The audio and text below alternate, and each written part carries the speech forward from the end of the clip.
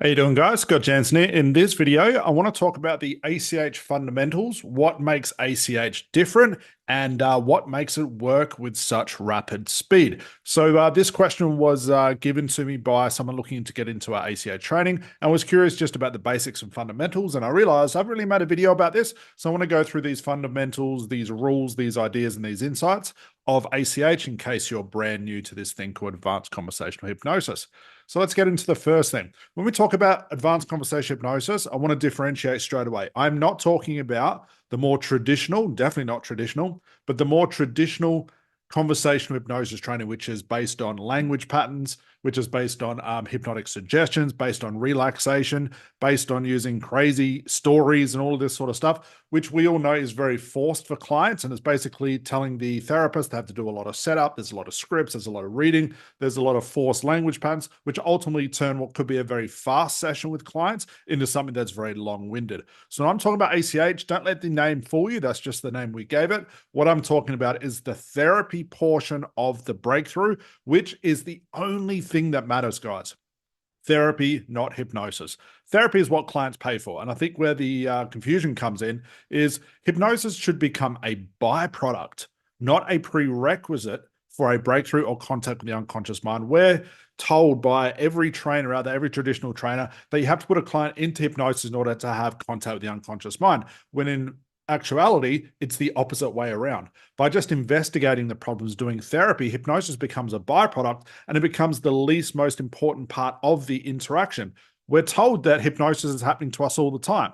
And practitioners will say, clients go or people go into hypnosis during this stage, in this, when they're driving a car, when they're daydreaming, watching a movie. But then we're forced to put a client into hypnosis, which might take 15, 20 minutes. I've even heard of 30 minutes just to get a client into trance. What we're talking about is shortcutting all that, doing the therapy first, and allowing the unconscious mind to create what is called a natural trance instead of a forced trance. Forced trance is the practitioner telling a client how to go into trance, but you better believe that a client's unconscious mind already knows how to do this. It's already done this to create the problem in the first place. We're just triggering those old things.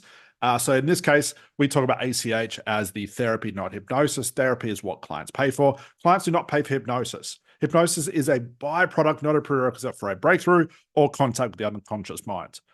Number two, no hypnosis, suggestibility tests, depths, or relaxation. Why? Because we're not worried about the hypnosis. The unconscious mind controls all these things according to what is best for your clients, not the other way around. If you learn how to do ACH correctly, your client's mind will put them into the depth that's appropriate to solve that problem. It'll do everything that we are told as practitioners that we need to do to our clients or with our clients or for our clients, however you look, it's all the same thing. What we're talking about is the unconscious mind has way more insights and resources and knows exactly what to do for a client, except we as the practitioners force this stuff. So if you don't have to worry about the hypnosis part, and truly believe and learn how to do this and see and trust the unconscious mind will do the tests, the depth, the relaxation, all that sort of stuff, you can bypass the first 20 or 30 minutes with a client and spend all your time doing the therapy. Okay? Your client's mind will know what is best for your client at every stage along the way, not the other way around. Number three, investigation and insights into what we call the real unconscious payoff. This is what people think is the root cause. Unconscious payoff is way more than just a root cause. I've created videos about this in the past. The investigation insight to the real unconscious payoff resolves problems. Just the insight into what this thing, quote unquote, actually is, solves problems, not techniques. This is all inclusive. It's always crazy that we all know that the unconscious mind, that's where problems exist. And we're given techniques like maybe like a timeline or regression or relaxation, visualization that say this specific technique solves this specific problem. All techniques do, because they're set up that way, is solve symptoms.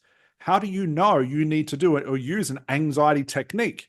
Well, how do you know this? You won't know a client's got anxiety until you do the investigation, which means that you can't prepare for any of this stuff unless you want to treat the symptom. Sure, a client will say I have anxiety, and most will pull out their symptom scripts or their symptom techniques.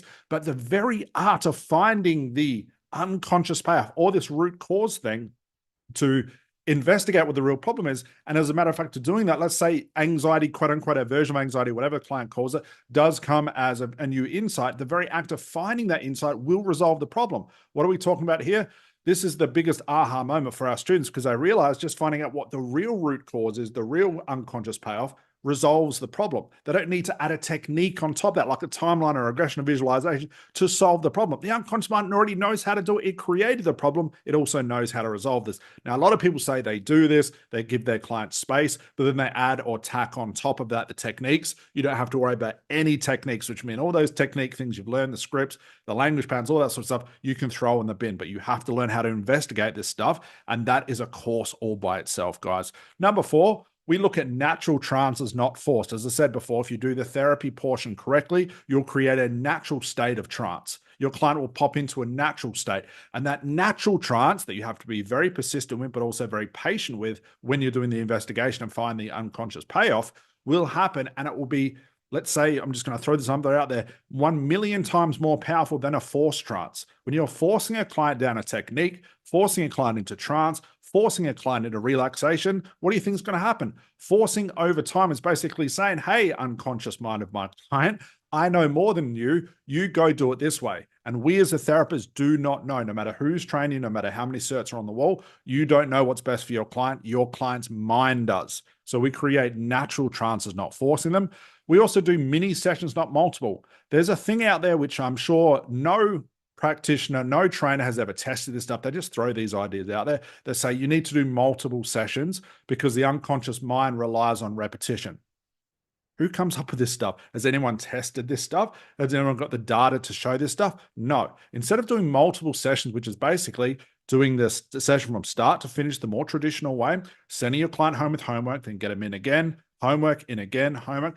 Over time of sending them over and over away, you're basically sending them home a failure, which new problems will tack onto that and add to that and become a part of the overall thing. Instead, if we've got a client for an hour, we can do multiple mini sessions. We might do 2, 3, 5, 6, 10 mini sessions inside that 1 hour. Thus, you're solving all the problem. There's another idea out there that you can only solve.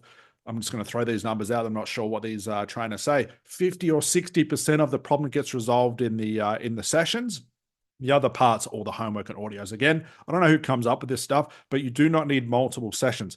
Do you need to go get at the problem from different angles? Sure. But I wouldn't be sending a client home. I'd just be doing mini sessions. Why? Because they're already in a place where you can resolve the problem. Thus, once they're in the place to resolve the problems, keep them there and solve all the problems in that space instead of having to do it from start to finish over and over. Thus, you're spending far too much time with your clients. And from a scaling point as a business, I'll talk about soon, that does not scale. You won't make money. You'll be another broke therapist out there. No homework and audios. We use processing. Processing, no one talks about. No one really uses it properly unless they're taught by us.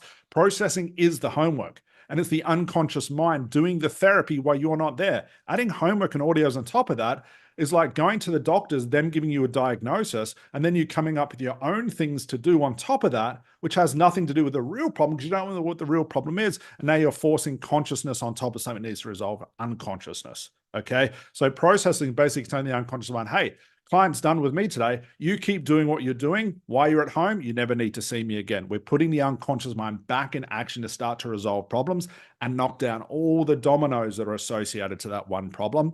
Processing time is the homework. Adding audios, homework, journals, courses, vision boards, all that sort of stuff on top of things only interrupts processing, which means that it'll take longer for your clients to get a result. And let's be honest, how many clients are actually doing this stuff? None. You as the practitioner, how would you know what to put on an audio or in the homework? You're just guessing. Allow the client's unconscious mind, which you know is more powerful, to do what it does best, which is heal your clients.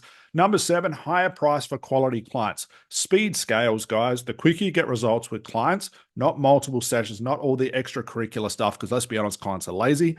Higher price creates quality clients. You want to get those results. What that means is if I charge a higher price, we're talking about $1,500, $2,500, $5,000 and above for anything like smoking, anxiety, all the symptom stuff we talked about, you get better quality clients. I know when I was seeing any old client at a very low price, it was a nightmare. No matter how good I was as a therapist, I just wasn't getting breakthroughs. Why? Because there's no skin in the game, okay? So you do want to look at this from the point of view of you growing your business, guys. Don't be scared to charge these higher prices. Of course, you've got to learn how to do this because higher prices create quality clients. And better believe it, quality clients' problems are easier to resolve. You don't even have to be a very good therapist. Based on the high price, because your clients have skin in the game. Don't listen to the opposite. People say in order to scale, you've got to have low price clients. You can see multiple clients. A lot of people say this stuff, but don't actually show you how to do this. Why? Because the maths doesn't lie, guys. Okay, so let's move on from there. Number 8, use for all problems. People say, well, I'm just going to add ACH to my toolbox. I'm going to add regressions or shadow works to my toolbox. Get rid of the toolbox, guys. Okay. All techniques are symptom-based. ACH is not a technique, it's a framework for therapy, meaning that it can use for any problem, big or small. Why? Because it's all a symptom anyway. You hear a lot of people say, or a lot of therapists or trainers will say, one specific technique, as I mentioned before, works with one specific problem. That is an absolute lie. What it's basically saying is one technique solves one symptoms. When you understand that everything, bar none, 100% of the time, what your client tells you is a symptom, that means you can use these ACH framework and this therapy framework for all problems, because we're doing the same thing. We're investigating what the real unconscious payoff, no matter what the symptom is. So it's not a tool you use, it's a complete process. Okay. Number 9, there's no mixing of NLP, coaching, psychology, psychotherapy. Trainers out there, I hear it all the time as well. They'll say, we've got a mixture of hypnosis and NLP and psychology and psychotherapy. Why do you need all those mixes? Okay. Once you know that all problems exist in the unconscious mind and they're all symptoms, I don't need all this extracurricular stuff or these extra techniques, which is all they are, to resolve a problem. If I understand how to investigate it and use therapy first, I no longer need to use the best of, quote unquote, all these other techniques out there. Because why? They were all started from therapy, the raw version of therapy, which has got lost in translation and turned into this technique. So it becomes like the thing that everybody can learn, but all it's doing is breaking it down and watering it down. It's like a fantastic horror movie that's, been written and directed and produced by, a horror icon, then gets watered down by all these other movies that are trying to recreate it. And it always turns out really, really bad. It's the same thing here, guys. When you have the raw therapy, which not a lot of people are taught, you don't need to mix these other things to get better at it. You just get better at the therapy. Thus, you're not using techniques and having to worry about going to course after course, which is basically teaching all the same stuff anyway, okay? Number 10 is all levels of experience. Don't let the name fool you. Advanced Conversational Hypnosis, we just use it as a differentiation and a marketing, but it is therapy. It's got nothing to really do with hypnosis. It does in the context of allowing natural trances, but all levels can use ACH, no problems whatsoever, okay? Number 11, all trainings, regardless, guys, outside of this, will focus heavy on getting clients into trance. Might go to a 3-day course and 2.5 days is just getting them into be relaxed or learning how to read the script, which is crazy. There's no therapy taught. Regressions, timelines, etc., are not therapy. They are techniques that are putting a client into trance and then forcing a client to visualize or relax. And we know what happens when we try and force clients. It doesn't work. Why? Because clients don't follow along. A script or a technique is good is if the client has the same script as you and they know what to do based on what you're trying to have them do. People do not work like that. You need to, if you had a 3-day trainings, which is what we teach, we do 3 days of the therapy because that's what's required, not 3 days of the hypnosis. We spend no time on that stuff. Why? Because it's not necessary in the scheme of things. Clients pay for therapy, guys. As I mentioned, all these points here, nothing more than that. Okay. Last one, 12, speed versus long-winded. Okay, speed scales, guys. When you get clients quick results, these are the results that are going to get out of the industry and have other people see what you do. It's going to differentiate you, allow to scale. All these good things therapists need to grow their business. I know therapists out there or hypnotists out there spend 20 minutes just for the hypnosis. Then they do 10 minutes of the therapy, then another 20 minutes of a client just sitting in silence. Why not just do that 10 minutes of therapy because that's all required? Send a client home and no processing will do all the work for you that most therapists, hypnotists do in the session. It'll do it for you in a way better way because now the unconscious mind is in control. Stop the long-winded therapies, guys. We don't need multiple sessions. We do not need homework. We don't need any of that stuff. And your trainers and the trainings you've been to are hinting at this, and they're doing this indirectly because I'm following the same rules that they are, but then they quickly forget it by giving you the scripts and techniques and saying these techniques work for this. It's breaking down all the fundamentals that are truth when it comes to therapy and getting breakthroughs, but they don't abide by it. Okay. So guys, hopefully this helped. This is the ACH fundamentals. There are many more. Obviously you want to put these into practice and learn how to do this stuff, but these are the basics and hopefully this clears all that good stuff up. Okay. So if that was helpful, guys, let me know in the comments below if you had a point that made the most sense to you, and I'll see you in the next video. Bye for now.